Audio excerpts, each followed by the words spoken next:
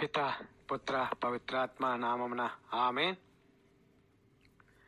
సర్వశక్తివంతుడ సర్వేశ్వర, ఓ మహారాజాదిరాజా, శక్తి సంపన్నుడా, విశ్వ సృష్టికర్త, విశ్వానికే మూలకారకుడా, మీకే స్తుతులు, మీకే మహిమ, మీకే ఘనత ఇప్పుడు ఎప్పుడు ఎల్లప్పుడు కలుగును గాక. ప్రభు కరుణామయ, గడిచిన యూట్యూబ్ కార్యక్రమంలో ప్రభువా క్రీస్తురాజు అను పాఠమును మొదటి భాగంగా మేము నేర్చుకుని ఉన్నాం ప్రభువా. ఇప్పుడు క్రీస్తురాజు రెండవ భాగముగా మేము తెలుసుకొని పోవచ్చుండగా మీ యొక్క రాజరికత్వం గురించి, మీ మహిమాన్వితమైనటువంటి శక్తిని గురించి తెలుసుకొని పోతున్న మాకు మీ యొక్క పవిత్రమైనటువంటి రాజరిక పాలన గురించి తెలుసుకొని పోతున్న మాపైకి మీ పవిత్రాత్మ సర్వేశ్వర శక్తిని మాపై కుమ్మరించమని మా నాదును మీ కుమారుడైన యేసయ్య ద్వారా మీ పాదాలకు మొక్కుతూ విన్నవించి వేడుకుంటున్నాం తండ్రి, ఆమేన్. గౌరవనీయులైన సహోదరి సహోదరులారా, మీకందరికీ క్రీస్తురాజు రెండవ భాగమునకు సాధారణంగా క్రీస్తురాజుని పవిత్ర దివ్యనామమున హృదయపూర్వకంగా మీకు స్వాగతం పలుకుతున్నాను. ఈనాటి మన ప్రభు అయిన యేసుక్రీస్తుని యొక్క పవిత్ర వాక్యములు లోకసువార్త 1వ అధ్యాయము 31 వచనం నుంచి 33 వరకు చదువుకొని ఆ వాక్యాల ద్వారా క్రీస్తురాజు యొక్క ఔన్నత్యమును, గొప్పతనమును, వారి హృదయ పవిత్ర పరిపాలన విధానాన్ని గురించి తెలుసుకునే అవకాశమును మనకు అనుగ్రహించుతున్న దేవుని పవిత్ర నామమున మీకు ఆహ్వానము పలుకుతున్నాను. దేవుని యొక్క పవిత్ర వాక్యములు లోకసువార్త 1వ అధ్యాయము 31 వచనం నుంచి 33 వచనం వరకు. ఇదిగో, నీవు గర్భము ధరించి కుమారుని కనిదవు, ఆ శిశువునకు యేసు అని పేరు పెట్టుము. ఆయన మహానీయుడై మహోన్నతుని కుమారుడని పిలువబడును. ప్రభువుకు దేవుడు తండ్రి అయిన దావీదు సింహాసమును ఆయనకు ఇచ్చును. ఆయన సర్వదా యాకోబు వంశీయులను పరిపాలించును. ఆయన రాజ్యమునకు అంతమే ఉండదు. ఇది క్రీస్తు సుశేషము. క్రీస్తు మీకు స్తుతి కలుగును గాక. ఆమేన్. గౌరవనీయులైన సహోదరి సహోదరులారా, మనము ఇప్పుడు చదువుకున్నటువంటి వాక్యములను ధ్యానించుకుంటే ఈ ఆలోచనలు మనకు స్ఫురిస్తాయి. క్రీస్తురాజు రాజ్యం అవధులు లేనిది, అంతము లేనిది. విశాల ఆకాశమే ఆ రాజ్య సరిహద్దుగా, భూలోకమే ఆయన పాదపీఠముగా మనము ఈ వాక్యాల్లో చదువుకుంటాం. పుట్టుకతోనే రాజముద్రతో జన్మించిన శిశువు, పుట్టుకతోనే హేరోదు రాజు గుండెల్లో గుర్రాలు పరిగెత్తించిన రాజు, తను ఈ లోకమునికే కాదు విశ్వానికి రాజు.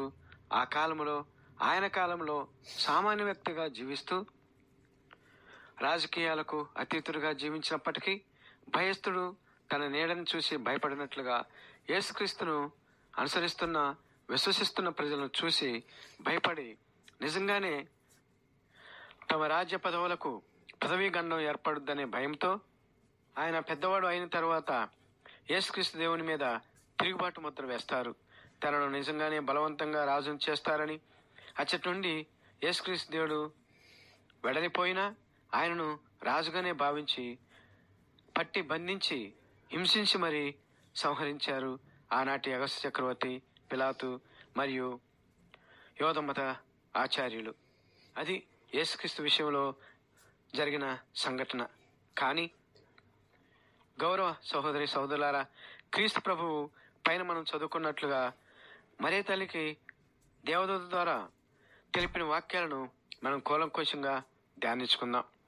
గౌరవ యేసుక్రీస్తు విశ్వాసులారా, వాస్తవానికి మరే తల్లికి తండ్రి దేవుడు గాబ్రియేలు దేవదూత ద్వారా పంపిన వర్తమానమునకు, యేసుక్రీస్తు ప్రభువు నిజ జీవితంలో జీవించిన జీవితమునకు మరియు జరిగిన సంఘటనలకు అస్సలు పొంతన లేదు, సంబంధమే లేదు. అవేంటంటే, దేవదూత లోకసువార్త 1వ అధ్యాయం 32వ వచనంలో చెప్పిన సువార్త బాలయేసయ్య మహోన్నతుని కుమారునిగా పిలువబడి దావీదు సింహాసనం ఆయనకు ఇచ్చును అన్న వచనము మనం నిజ జీవితంలో ఒక మానవుని ఆలోచన ప్రకారం చూస్తే దావీదు సింహాసనం యేసుక్రీస్తుకు ఇవ్వబడలేదు సరికదా. అసలు యేసుక్రీస్తు కనీసం అందుకొరకు ఒక్కసారి కూడా ప్రయత్నం చేయలేదు. పైగా ఆ సింహాసనముకై యేసుక్రీస్తు ఒక్కసారి కూడా ఆశించలేదు. మరి అటువంటప్పుడు యేసుక్రీస్తు ప్రభు రాజు ఎలా అవుతారు అను సందేహము చాలా మందికి రావచ్చు. మరొక విషయం కూడా మనం పరిశీలిస్తే మత్తయి సువార్త 2వ అధ్యాయం 1వ వచనంలో మనం చదువుకుంటే, తూర్పు దేశపు రాజులు హేరోదు రాజు వద్దకు వచ్చి, యూదుల రాజుగా జన్మించిన శిశువు ఎక్కడ? మేము ఆయనను ఆరాధింప వచ్చితిమి అని హేరోదు రాజు గుండెల్లో పదవీ గండం అను భయమును పుట్టించారు జ్ఞానులు. దానికి తోడు తిరిగి వచ్చి శిశువు ఉన్న ప్రదేశమును మాకు తెలియజేయుడు అని చెప్పి పంపిన రాజుకు జ్ఞానులు దేవదూత ఆజ్ఞచే వేరే మార్గమును వెళ్ళగా, హేరోదు రాజు మహోగ్రుడై 2 సంవత్సరంలోపు ఉన్న బాలులను సంహరించమని ఆజ్ఞను జారీ చేశాడు. కానీ వాస్తవానికి మనకందరికీ తెలిసినట్లుగానే యేసుక్రీస్తు ప్రభు వలన హేరోదు రాజుకు ఎటువంటి పదవి భయం లేకుండా, తిరుగుబాటు కూడా లేకుండా ప్రశాంతంగా పరిపాలించాడు హేరోదు రాజు. మరి ఇక్కడ క్రీస్తు ప్రభువు తన రాజరిక ఆలోచనను కించెత్తైనా వ్యక్తపరచలేదు. అది కూడా పిలాతు రాజు ముందు మాత్రమే తను రాజునని, అది కూడా తన నోటి ద్వారా కాకుండా పిలాతు నోటి ద్వారా తెలియజేశారు. ఈ సందర్భంలో కూడా యేసుక్రీస్తు ప్రభు రాజుగానే ప్రకటించబడ్డారు. కానీ తన బహిరంగ జీవితంలో ఏ సందర్భంలోనూ కూడా తాను రాజు అని మర్చిపోయి కూడా చెప్పుకోలేదు. మరి అటువంటప్పుడు యేసుక్రీస్తు ప్రభు రాజు ఎలా అవుతాడు? పైగా పాత నిబంధనలో యెషయా ప్రవక్త నుండి యేసుక్రీస్తు ప్రభు రాజు అని ప్రకటించబడ్డారు. కానీ అది జరగలేదు. మరి యేసుక్రీస్తు ప్రభు రాజు ఎలా అవుతాడు? అంతేకాదు, గౌరవనీయులైన సహోదరి సహోదరులారా, విశ్వాసులారా, యోహాను గారి సువార్త 12వ అధ్యాయము 12వ వచనం నుంచి 19వ వచనం వరకు, మత్తయి సువార్త 21వ అధ్యాయము 1వ వచనం నుంచి 11వ వచనం వరకు, మార్కు సువార్త 11వ అధ్యాయము 1వ వచనం నుంచి 10వ వచనం వరకు, లూకా సువార్త 19వ అధ్యాయము 28వ వచనం నుంచి 40వ వచనం వరకు మనము చదివితే, ఆ వచనాలను మాత్రమే ప్రజలు తనను రాజుగా భావించుట గుర్తించి తను మహిమపరచబడుటకు యెరూషలేము నగరంలోకి ప్రవేశించడానికి ఒప్పుకున్నారు. దానిని మనం రాణికొమ్మల ఆదివారంగా జరుపుకుంటాము. కానీ అటు పిమ్మట మరలా నిజంగానే వారు ఇజ్రాయెల్ ప్రజలు తనను రాజుగా చేస్తారేమోనని యేసుక్రీస్తువే ప్రజలు తనను పర్వతం పైకి తీసుకొచ్చినప్పుడు వాళ్ళ మధ్య నుండి తప్పించుకొని వెళ్తారు. యోహాను గారి సువార్త 6వ అధ్యాయము 15వ వచనం చదివితే మనకు అర్థమవుతుంది. అయితే ఈ విషయాలను మనం మనసు పెట్టి ఏకాగ్రతతో పరిశుద్ధాత్మ యొక్క శక్తితో పరిశీలిస్తే, గౌరవనీయులారా, మనకొక విషయం నిగూఢంగా, మనకొక దైవ రహస్యం అర్థమవుతుంది. అదేంటంటే, యేసుక్రీస్తు దేవుడు రాజే, విశ్వాధినేతే, అందులో ఎటువంటి సందేహము పడనవసరం లేదు. కానీ మరి ఎందుకు యేసుక్రీస్తు వారు మనుషులకు ప్రత్యేకంగా అందరూ మానవరాజులాగా, ఉదాహరణగా దావీదు మహారాజులాగా భౌతిక ప్రపంచాన్ని పరిపాలించుటకు ఏ రాజ్యాన్ని స్థాపించలేదు? ఇజ్రాయేల్ ప్రజలందరూ విశ్వసించినట్లు ప్రవక్తలందరూ ఆయన దావీదు సింహాసనమును అధిష్ఠించినట్లుగా ప్రవక్తలు ప్రవచించారు. అయినా కూడా మరి ఎందుకు యేసుక్రీస్తు దేవుడు దావీదు సింహాసనమును ఎందుకు అధిష్ఠించలేదు, ఎందుకు రాజ్యాన్ని స్థాపించలేదు అన్న ప్రశ్నలు మనకు గోచరించవచ్చు. వీటన్నిటికీ 2 సమాధానాలు మనం చూడవచ్చు, గౌరవనీయులైన సహోదరి సోదరులారా.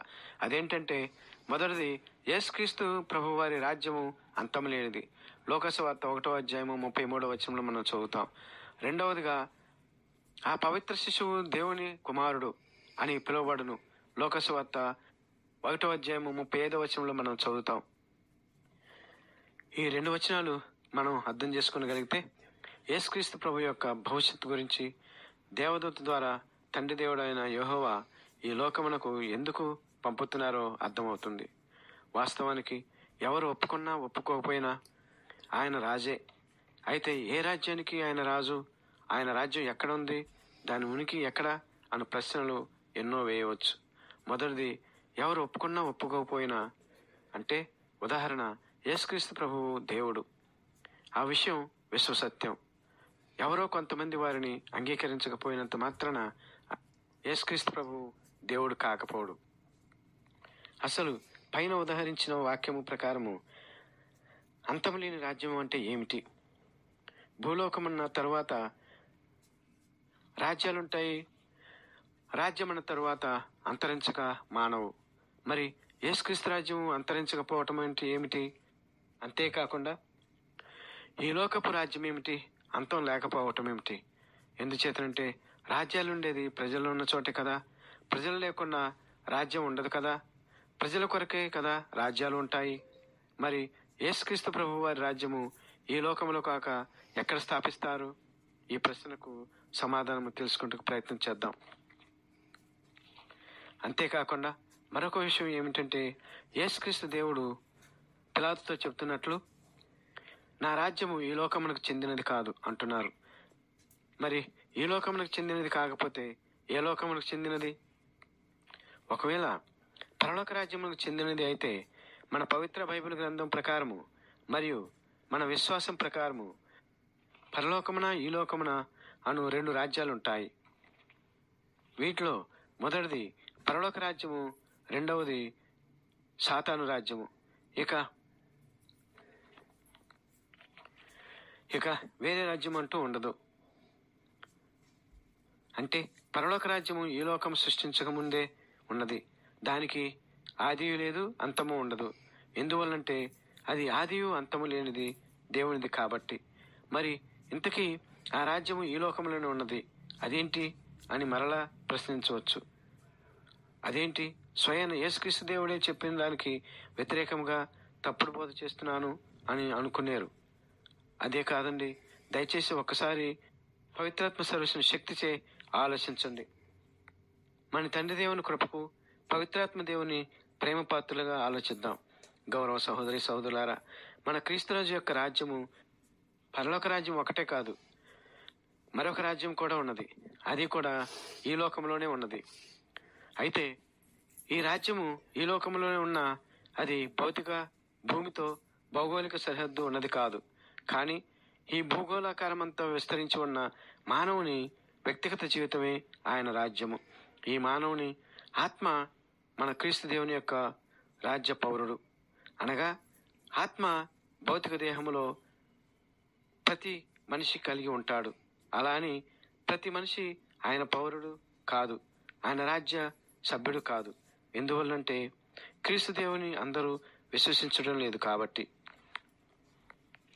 ఆ విశ్వసించిన వారిలో కూడా ఒకవేళ వాళ్ళు విశ్వసించి వారు యేసుక్రీస్తు రాజ్యమునకు పౌరసత్వం పొందాలంటే దానికి ఒక విధానం ఉంది. అది మత్తయి సువార్త 28వ అధ్యాయము 18వ వచనం నుంచి 20వ వచనం వరకు, లూకా సువార్త 24వ అధ్యాయము 27వ వచనము, యోహాను గారి సువార్త 20వ అధ్యాయము 21వ వచనం నుంచి 23వ వచనం వరకు, అపోస్తల కార్యాలు 1వ అధ్యాయము 6వ వచనం నుంచి 9వ వచనం వరకు మనం చదివితే అర్థమవుతుంది. కావున అందువలన యేసుక్రీస్తు దేవుని రాజ్యము పిలాతునకు చెప్పిన విధముగా ఈ లోకానికి చెందినది కాదు, అది పరలోకమునకు చెందినది. ఎందువల్లంటే మనిషిలోని ఉన్న ప్రతి ఆత్మ పరలోకమందున్న తండ్రి దేవునిది కాబట్టి. అందువల్ల ప్రతి ఆత్మ క్రీస్తు దేవుని రాజ్యమైన పరలోక రాజ్యమునకు వెళ్ళాలంటే ఈ లోకములో వారు అపోస్తలుడైన పేతురు గారి ద్వారా యేసుక్రీస్తు ప్రభువే ఈ లోకములో పునాది వేశారు. అది పవిత్ర తిరుసభ అను నూతన యెరూషలేము అను దేశంలో. ఈ విషయం మత్తయి సువార్త 16వ అధ్యాయము 18వ వచనంలోను, 3వ అధ్యాయము 12వ వచనము, 21వ అధ్యాయము 2వ వచనము, మార్కు సువార్త 16వ అధ్యాయము 15-16 వచనాలు, మత్తయి సువార్త 28వ అధ్యాయము 19వ వచనంలో మనం చదువుతాం. క్రీస్తు ప్రభు స్థాపించినటువంటి పవిత్ర తిరుసభలో బాప్తిస్మము లేక జ్ఞానస్నానము తీసుకుని లేక పొంది లోక సువార్త 24వ అధ్యాయము 47వ వచనంలో చెప్పిన విధంగా మరియు యోహాను గారి సువార్త 20వ అధ్యాయము 23వ వచనంలో నుడిగినట్లుగా వ్యక్తిగతంగా గాను మరియు పాప సంకీర్తనం ద్వారా గాను చేసిన పాపాలను మనస్తాపంతో ప్రాయశ్చిత్తం పొంది నీ పరిశుద్ధ హృదయంలోనికి నీ యొక్క మరియు సకల మానవ పాపములను తన శిలువ మరణం ద్వారా కడిగివేసిన క్రీస్తు దేవుని యొక్క దివ్య బలి పూజలో క్రీస్తు యొక్క శరీరక్తముగా మారిన దివ్య సప్రసాదాన్ని స్వీకరించి మీ హృదయంలోనికి స్వీకరించి మీ జీవితాలలోకి వేంచేసి వచ్చిన క్రీస్తురాజుకు మీ జీవితాలను సమర్పించుకున్నట్లయితే ఆ క్షణమే మీ జీవితం మారిపోతుంది. ఆ క్షణం నుంచి ఇక మీరు కాదు, మీరు క్రీస్తు దేవుని మనుషులు. మీరు ఏ క్షణమైతే యేసుక్రీస్తు దేవుని స్వీకరించారో అప్పటి వరకు మీరు జీవించిన ఆ పాపమంకెల జీవితం పవిత్ర క్రీస్తు దేవుని పరిపాలించు జీవితంగా మారిపోతుంది. అది కూడా గౌరవ సహోదరి సహోదరుడా, నీవు ఇష్టపూర్తిగా నీ జీవితంలోనికి క్రీస్తు ప్రభుని ఆహ్వానిస్తేనే ఇది జరుగుతుంది. నీవు మనస్ఫూర్తిగా నీ దుర్వ్యసనాలను, దురలవాట్లను, దుర్భాషలను, దురాలోచనలను, ఈర్ష్య, ద్వేషం, స్వార్థం ఒకటేంటి, నీవు క్రీస్తు ప్రభుని రాజ్యపౌరుడు కాకమునుపు సాతానుకు బందీగానాలో ఉన్నప్పుడు నీలో ఎన్ని దుర్లక్షణాలు ఉన్నాయో వాటన్నిటికీ తిలోదకాలు ఇవ్వాలి, లేక వదిలివెయ్యాలి. ఆ క్షణం నీ మనసు, నీ హృదయం పొందే ఆనందం, ఆ దైవానుభూతి వర్ణించతరం కానిది. ఎప్పుడైతే నీ దుర్లక్షణాలను స్థానంలోకి సద్లక్షణాలు లేక మంచి లక్షణాలు అనగా క్రీస్తు ప్రభుని యొక్క వాక్కులు స్వీకరించావో, నీకు ప్రారంభంలో కొన్ని కష్టాలు వచ్చినా మార్కు సువార్త 1:26 లోక సువార్త 4:31 ఈ వచనాల్లో ఉన్నట్లుగా నిన్ను అవి విలవిలలాడిస్తాయి. ఎలాగంటే మార్కు సువార్త 1:26 లోక సువార్త 4:35 దయ్యం పట్టిన వ్యక్తిని దయ్యాలు వెడిపోయే ముందు ఆ వ్యక్తిని ఏ విధంగా అయితే విలవిలలాడించాయో, అలాగనే నీవు దుర్లక్షణాలన్నింటినీ విడిచిపెట్టినప్పుడు ప్రారంభంలో నిన్ను అవి కూడా అలాగనే విలవిలలాడిస్తాయి. అయినప్పటికీ కూడా నీవు క్రీస్తు దేవుని మనిషిగా ఎప్పుడైతే నీవు దేవునికి సమర్పించుకుంటావో అప్పటి నుండి నీ జీవితం గౌరవించబడిన తగినదిగా మారుతుంది. నీ కుటుంబం ఆదరించబడుతుంది. నీ బిడ్డలు నిన్ను మాతృకగా తీసుకుంటారు. నీ ప్రార్థనా జీవితం ద్వారా యేసుక్రీస్తు రాజుకు నీవు విన్నవించుకున్న ప్రతి విషయం సఫలీకృతం అవుతుంది. ప్రతి సమస్య నీ ఊహించిన విధంగా పరిష్కరించబడుతుంది. నీ బిడ్డలు అటు ఆధ్యాత్మికంగాను ఆదర్శవంతంగాను ఉన్నత నిత్యంలో ఎక్కుతారు. ఇది స్వయాన అనుభవంతో నేను అనుభవిస్తున్న క్రీస్తు దేవుని దైవానుభూతితో ఈ విషయం మీకు తెలియజేస్తున్నాను గౌరవనీయులైన సహోదరి సహోదరులారా. అందుకే క్రీస్తు దేవుని యొక్క రాజ్యంలో పౌరసత్వం తీసుకోమంటున్నాను. ఈ లోకంలో నీవు క్రీస్తు ప్రభువుని రాజుగాను దేవునిగా అంగీకరించిన వారికే కనిపించే రాజ్యంలోను వారి యొక్క జీవ గ్రంథంలోనూ మీ యొక్క పేర్లు లిఖించబడి ఉంటాయి. మీ పేర్లు నమోదు కాబడిన పౌరులందరి రాజ్యమైన పరలోక రాజ్యంలోనూ నీవు ప్రవేశించి ధన్యుడు అవుతావు. కావున సహోదరి సహోదరుడా, తెలుసుకో, నీ జీవితం నీ ఇష్టం, నీవు స్వతంత్రుడవు. నీవు ఏ నిర్ణయం తీసుకుంటావో నీ ఇష్టం.